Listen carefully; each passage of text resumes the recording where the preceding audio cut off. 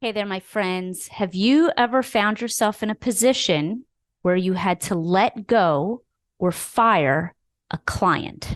It happens to all of us. And today, I want to give you four things that are actually positive that you can look at if you find yourself in a position where you need to fire a client, and how to look at it in a more strategic way afterwards. Hey, my friends, if you're new to me, I am Kelly Schaefer. I am the creator of the Concierge Academy, and I help local businesses market more successfully so that they can get more clients, make more money, and have a greater impact in their local community, helping people that they love.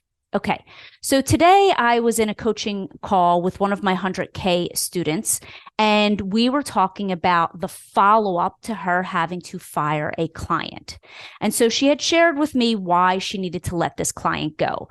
It ended up being that the client themselves were at the end of their contract, and the services that they wanted and needed were beginning to scope creep. They were starting to creep beyond the scope of the services that she was offering.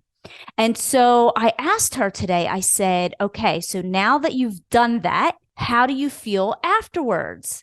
And she started to try to justify why it was okay, and maybe she thinks she made the best decision and so forth. And I asked her one question. I said, ask your body, was firing the client and letting this client go the best thing for you? Ask your body, not your brain. And she quickly said, yes. I said, great. Now we don't need to negotiate with our brain anymore and try to think that you made a mistake in letting this client go.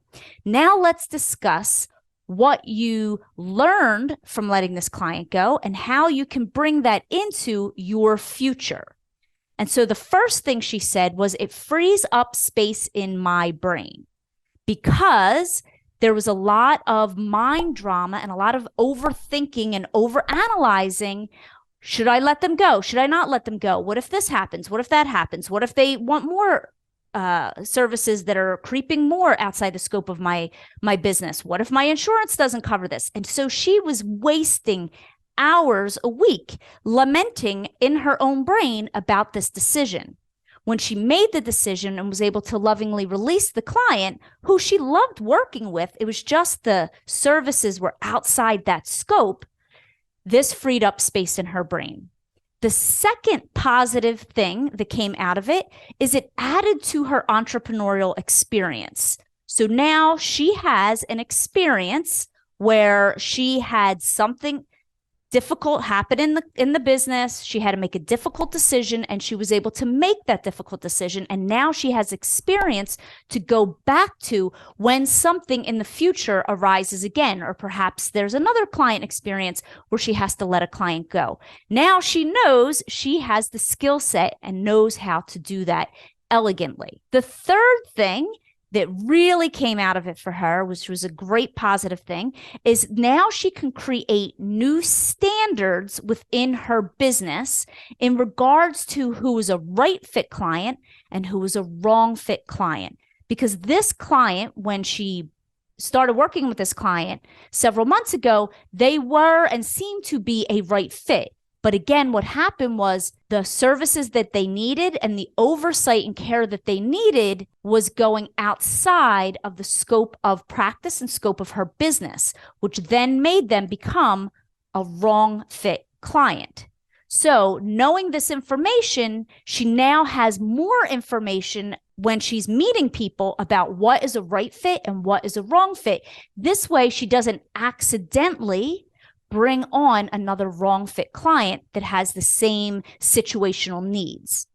And then the biggest positive thing that happened out of this experience for her, and I showed this to her, was that she has had the opportunity to build self-trust, because she was feeling a little uncertain. Her body, she was getting what I call the spidey sense around this client and the experience with this client.